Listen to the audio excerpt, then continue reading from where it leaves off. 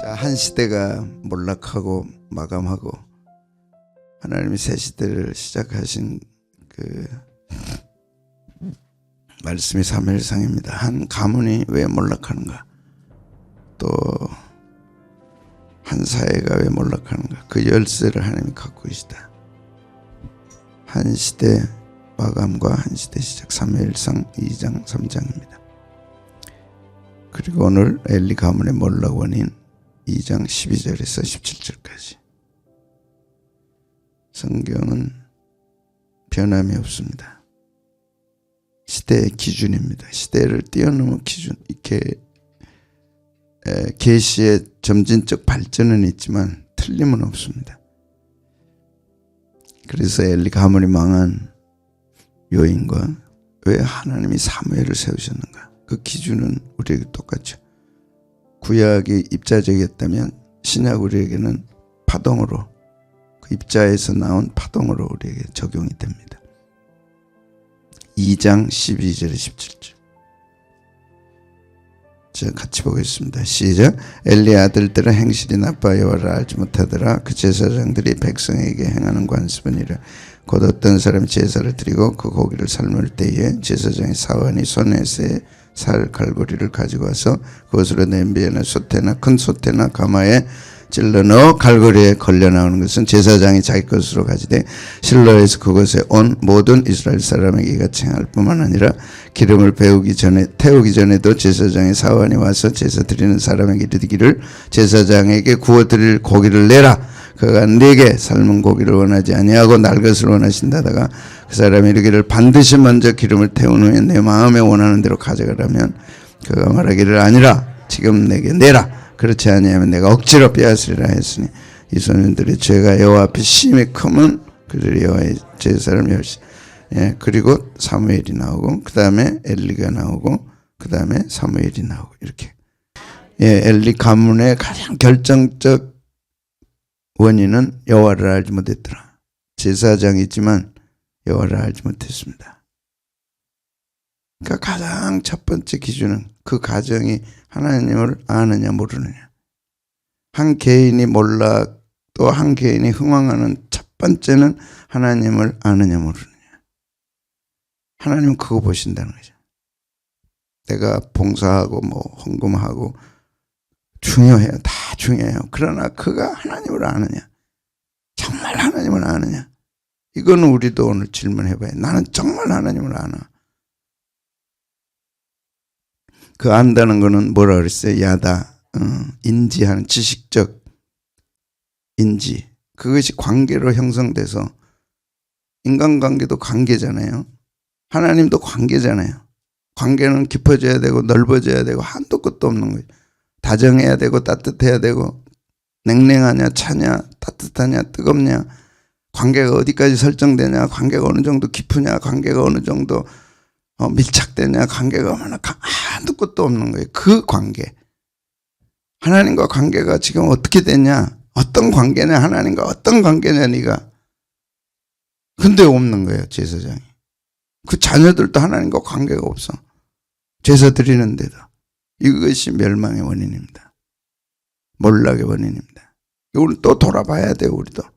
내가 지금까지 신앙생활 해왔는데 하나님을 얼마나 알고 있고 하나님 나와 관계는 어떤가. 그리고 중요한 거는 경험이에요. 하나님을 경험하는 거. 오순절의 가장 중요한 특징은 하나님을 경험하는 거였습니다. 그 시작, 공식적 시작입니다. 성령 강림은 하나님을 알고 하나님을 경험하고 하나님을 전하는 결정타가 오순절 성령 강림입니다. 이제 첫 번째 기준, 절대 잊으면 안 됩니다. 우리 생사의 갈림길에 정말 하나님을 아는 사람은 살아남습니다. 어떤 어려움이 와도 하나님과 관계가 명확하고 하나님을 경험한 사람들은 하나님이 지켜주시는 거예요. 그게 역사가 기록하고 있고 성경이 기록하고 있고 우리가 확신을 가져야 돼. 아니 자기가 사랑하고 자기가 좋아하고 자기가 관계하고 자기가 경험하고 그 사람을 지켜줘 안 지켜줘? 그거 안 지켜주면 이상하잖아요. 그거 뭐가 두려워요?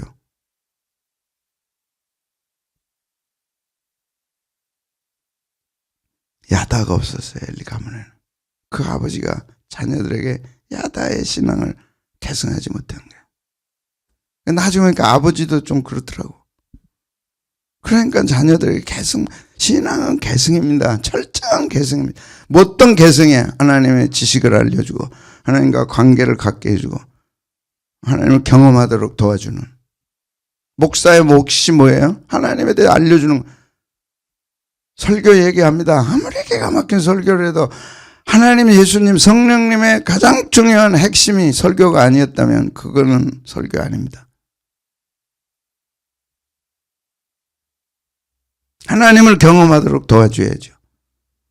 근데 저 같은 경우는 그게 새벽기도란 말이에요. 그걸 어떻게 할까? 나는 새벽기도를 통해 정말 하나님을 만났고 경험했고 태산이 무너진다 해도 나는 들어갈 것 같아요. 왜? 하나님이 지켜주니까. 뭐 그러면 절대 안 되지만 그런 믿음이 있어요. 관계가 분명하니까 하나님을 난 그렇게 경험했으니까 그걸 여러분들에게 도와주려고 하는데 저녁에 나오라면 10명이나 나올까? 저녁 집회하면. 내가 그래도 새벽이 여러분들 털털해가지고 이렇게 보는 거 보면 난 너무 행복해. 365일 하고 싶어. 아픈 분들 보면 하나님 복 주셔야 됩니다. 하나님 복 주십시오. 그 복이 뭐예요? 하나님을 경험하게 하는 거, 하나님과 관계를 갖게 하는 거, 하나님에 대한 걸 알려주는 거. 지식이 아니고 내가 경험한 하나님. 그걸 엘리는 실패한 거예요. 하나님 몰랐어요.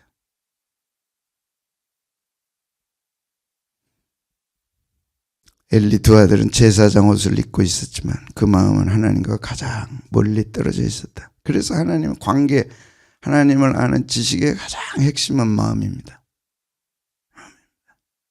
그래서 마음은 신앙의 좌소다. 신앙이 자라는 터전입니다. 마음이. 그래서 하나님은 마음을 보시는 거예요. 사람을 평가할 때 하나님은 마음을 보십니다. 네 마음이 어떠냐?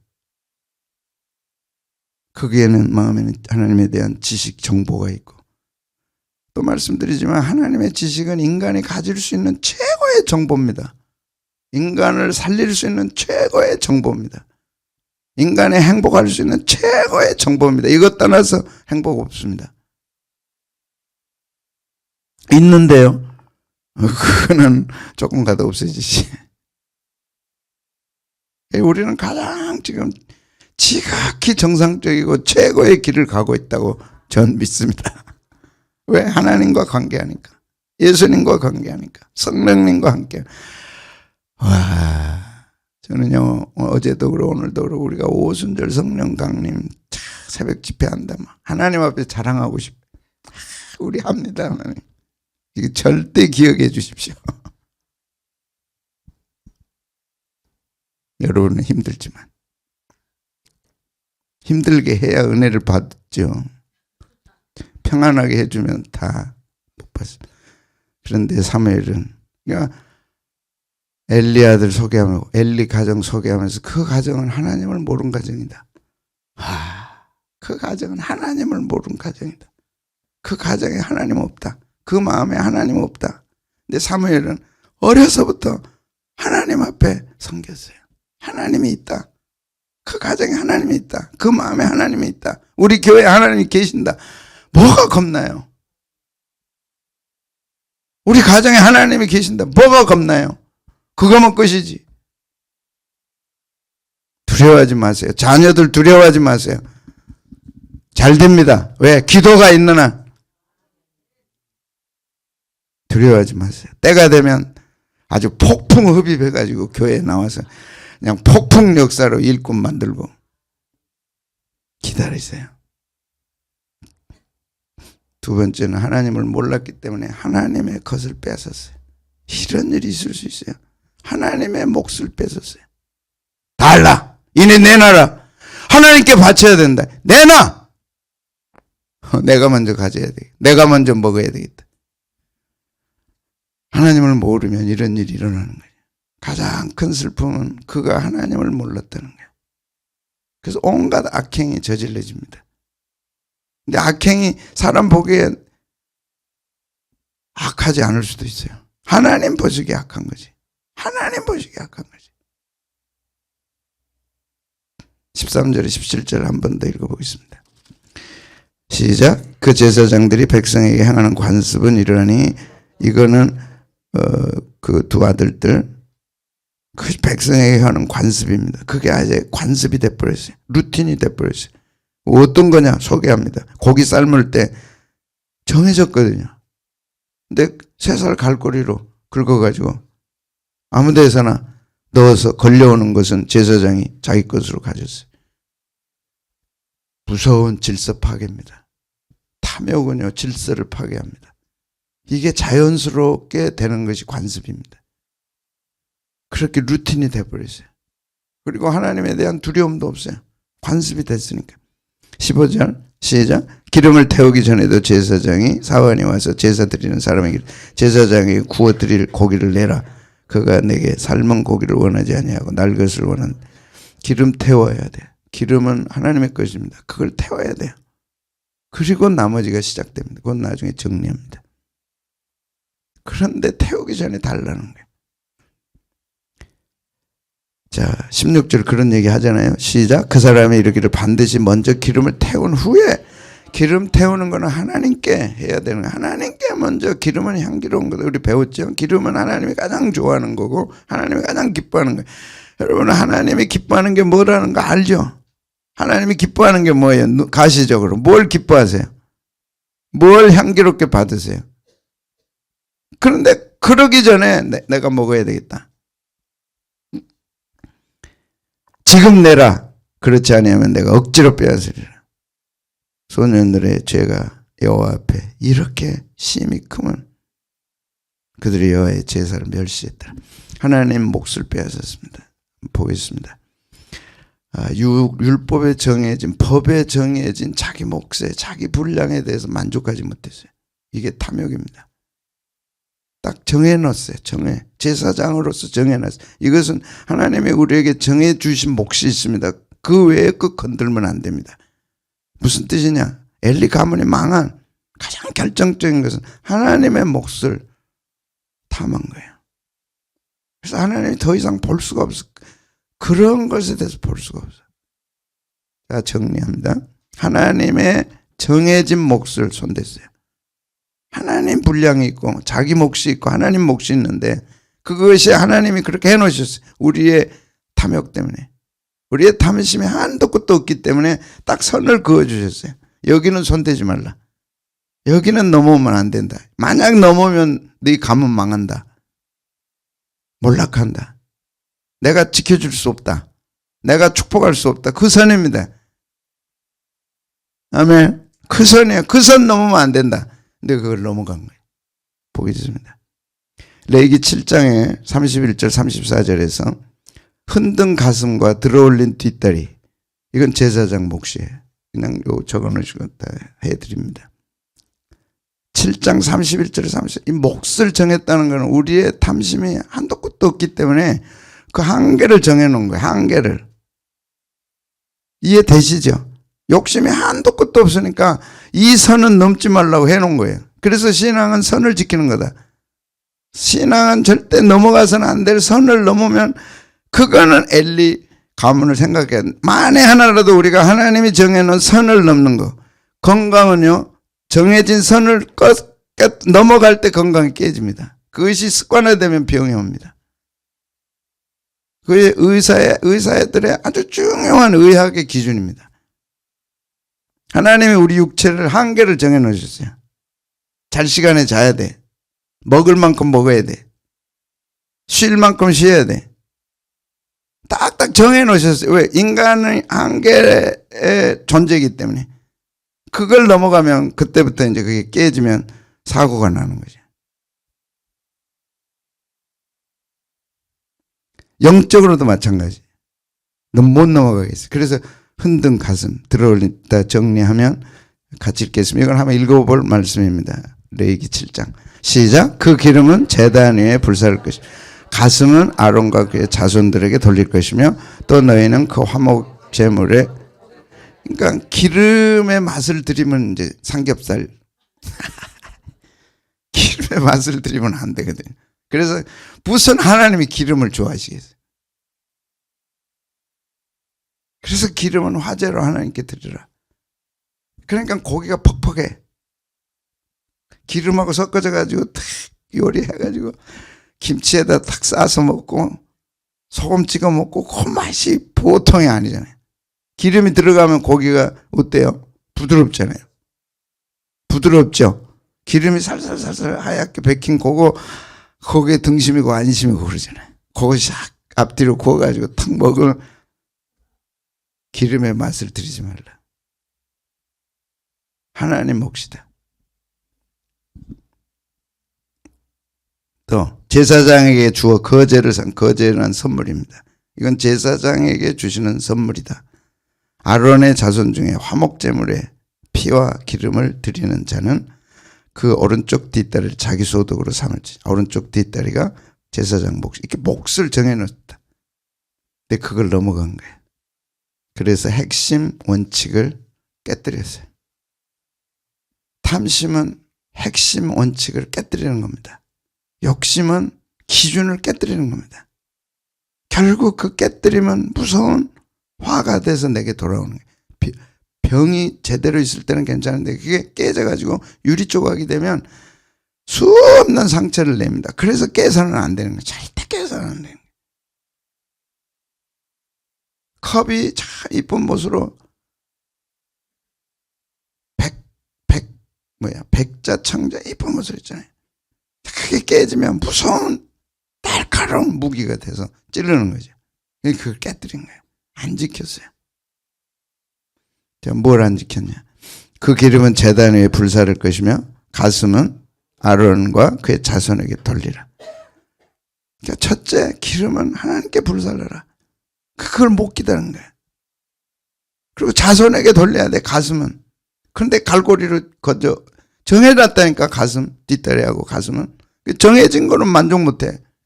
그러니까 새 갈고리 찝어가지고 뭐든지 걸리는 게 좋다. 복권 걸리듯이. 하나님은 우리를 그렇게 창조 안 했어요. 하나님은 영적 질서를 정확하게 정해 놓으셨어요. 왜? 우리의 탐심, 욕심 때문에. 그거 지켜라. 그 엘리자손은 두 아들은 그걸 깬 거예요. 아무 의식도 없이 깬 거예요. 깨뜨렸어요. 몰락의 원인입니다. 자, 그러니까 핵심 원칙 뭐였어요? 아론 가슴, 가슴, 뒷다리 다 나오니까. 자, 기타 제사장 몫으로 정해놓은 레위기에 나온 것들 제사장 번제를 드리고 난 다음에 가죽은 제사장 거다. 이렇게 딱 선을 그어놓으셨어요. 이렇게 수많은 인류가 살고 대한민국 서울에 이렇게 많이 살면서도 우리가 평화롭게 그래도 살 수 있는 거는 법칙이 있기 때문에, 질서가 있기 때문에. 영적 질서도 마찬가지예요. 한번 하고 싶은 대로 하고 싫으면 안 하고 그게 아니란 말이에요. 그래서 하나님과 우리 관계도 관계이기 때문에 관계는 반드시 질서가 있습니다. 신앙에는 질서가 있습니다. 그걸 안 가르치고 그걸 모르니까 문제고, 축복이 뭔지 화가 뭔지도 구분이 안 되는 거예요. 딱 정해놓았어요. 고기는 태워드려라. 그건 하나님 기뻐하는 거다. 그 다음에 제사장은 가죽 가져라. 번제에서, 소제에서 곡식을 드릴 때는 한 움큼 제단에 항상 먼저 하나님, 남은 곡물 가운데 곡물은 거룩한 곳에서 제사장이 먹으라. 소제 드릴 때는 남은 것 가지고 제사장이 드려라. 먼저 하나님께 드리고. 질서입니다. 먼저 하나님, 항상 먼저 하나님, 먼저 그의 나라와 그의 의. 구약 제사도 먼저 하나님, 먼저 하나님. 이거 깨면 안 된다는 거예요. 속죄와 속건제, 피 뿌리고 기름을 먼저 불살라 드린 후에 남은 고기는 제사를 집례한 제사장 몫이 돼. 속죄제 속건제 드릴 때는 성소 뜰에서 먹으라. 그것도 장소를 딱 지켜서 성소 뜰에서 먹으라. 몫을 정해 놓으셨어요. 근데 그걸 깬 거예요. 그리고 멋대로 새 갈고리 가지고 찍어가지고 순서도 없어. 먼저 하나님께 드려야 되는데 없어. 정해진 것만 발라서 탁 이렇게 자르고 탁 해가지고 정해진 목만 딱 먹어야 되는데 그게 없어. 쇠살고리 가지고 딱 찍어 나오는 거 달라. 안 됩니다. 율법에 그렇게 안 돼 있습니다. 뭔 소리야? 가자. 그 다음에 민수기에 나타난 제사장 몫입니다. 첫 열매 고기는 모두 태워드리고 제사장 첫 열매 여기 뭐야? 첫 열매 이건 좀 그러네. 11조 백성이 바친 11조 중 일부는 제사장 몫이다. 초태생 사람의 장자는 돈으로 대속하고 정결한 짐승의 첫 새끼는 제사장 몫이다. 이렇게 몫을 정해놓으세요.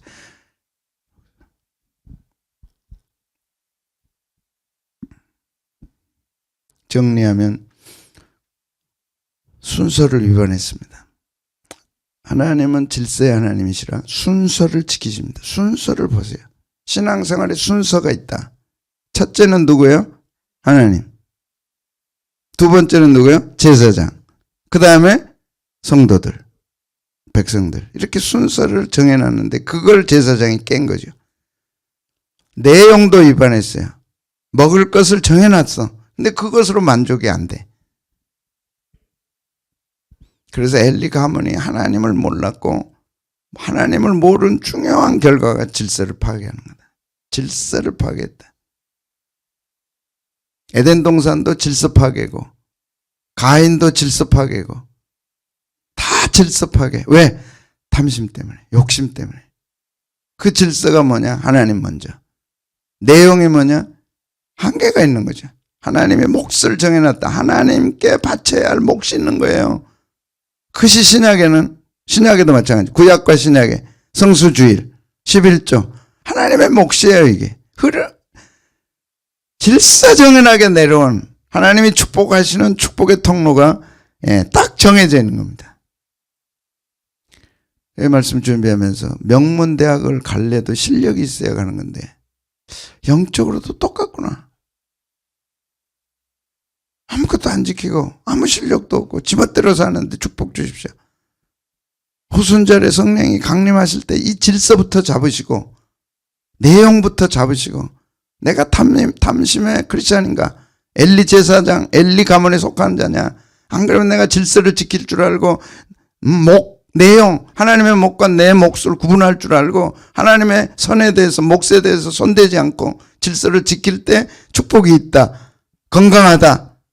다 가졌어도 건강을 잃어버리면 안 되잖아요. 마찬가지로 영적으로 건강한 가정 우리 이거 지켜야 돼. 우리가 하나님 앞에 축복받기 원하면 지켜야 돼. 그 가정이 다 깨져서 몰락을 했는데도 원인을 모른다면 그 몰락이 계승되지 않겠냐. 아버지가 예를 들어 아버지가 참 하나님 앞에서 아무리 기도해봐도 이건 내가 정말 흥할 수 없는 내가 이렇게 될 수밖에 없는 요인이 있었다. 그건 내가 하나님의 몫을 손댄 거다. 하나님의 선을 넘어간 거다. 안다면 회개하고 딱 돌이키면 회복시켜 주시죠. 아멘. 몰라 그걸. 축복을 주어도 또 똑같아. 어떻게 해야 된다는 걸 알고 어떻게 하지 말아야 된다는 걸 아는 것이 축복이다. 그래서 엘리 가문이 왜 몰락했나를 이렇게 사무엘상에서 정확하게 내가 뭘 잘못했나. 우리가 오순절 성령 강림은 이제 50일 후에 오는 거니까 그때까지는 시간이 충분하잖아요. 근데 이제 둘째 날이야. 우리가 정리를 하자. 신앙의 정리를 하자. 오순절은 최고의 충만함이니까 그걸 받으려면 우리가 정리를 해야죠. 다시 쏟아버리면 안 되잖아요. 축복을. 여러분 진짜 성령 충만해서 우리가 영육간의 축복을 받고 이제 나가야 되는데 뭐가 뭔지를 몰라서 사무엘상 2장이 반복돼 버리면 안 되잖아요. 그런 마음이 제게는 있어요. 우리가 축복받고 충만함 받고 은혜 받는 걸 사모하는 건 좋은데 영적 기준은 가져야 된다. 분명한 기준을 가져야 된다. 그런 면에서 사무엘상 2장으로 들어간 건 난 너무 하나님께 감사해. 어떻게 또 사무엘상 2장이냐 이게. 야베스 기도 너무 행복했어요. 이 야베스 기도의 응답이 오순절 성령 사건이라는 것을 또 오늘 또 선포하고, 오순절 성령 충만함이 오고 10년을 향해 나가는 그 출발이 될 때 우리는 하나님이 뭘 원하신가를 알아야 된다. 근데 두 기둥을 확실하게 주셨어. 엘리 가문과 사무엘 가문. 왜 그 가문은 망했나?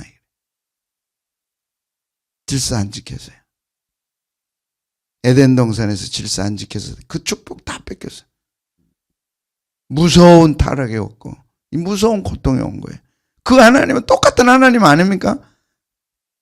예수님을 통해서 피 흘려서 우리로 하여금 구원해주고 성령님 보내서 지키게 하시되 질서를 지키게 하신단 말이죠.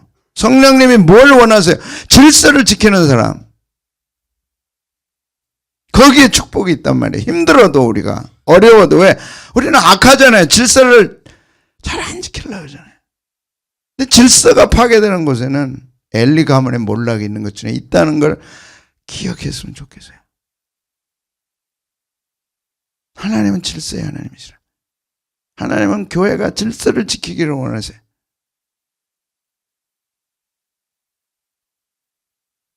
가정의 질서를 지키기를 원하는 거예요. 안 지키면 안타까워도 이런 몰락이 오는 거예요. 그래서 순서가 있다. 여러분 가정에서도 순서를 자녀들에게 가르치십시오. 이거는 하나님 몫이다. 이거는 아버지 몫이다. 이거는 너희들의 몫이다.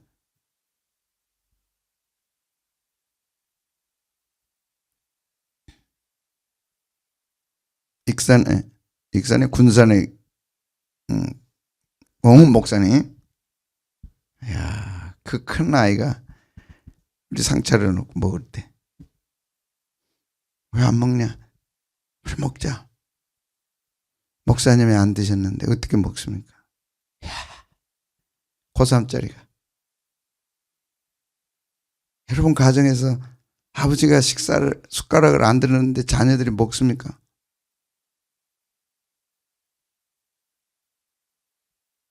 아버지 안 오셨는데 기다려야 된다. 아버지가 전화가 왔어. 내가 늦으니까 먹어라. 그 대답이 있기 전까지는 기다려야지. 이게 잘못된 걸까? 하나님은 그걸 보시는 거예요. 교회에 이렇게 하나하나 가르치는 것이 꼰대 목사가 가르치는 건가? 난 또 생각해 봐요. 내가 꼰대 목사 아닌가? 이렇게 가르쳐야 되나? 그냥 대충 하고 박수치고 할렐루야 하고 으쌰으쌰 하고 50일 가요? 그건 아닌 것 같아. 내가 비록 꼰대가 돼서 화살을 맞고 돌을 맞아도 가르쳐야 할 건 가르쳐야 되겠다. 그렇지 않으면 축복이 없다. 가정에 축복이 없고 삶에 축복이 없어. 자녀들이 질서가 없어. 혼란, 대혼란이야. 무질서해 자녀들이.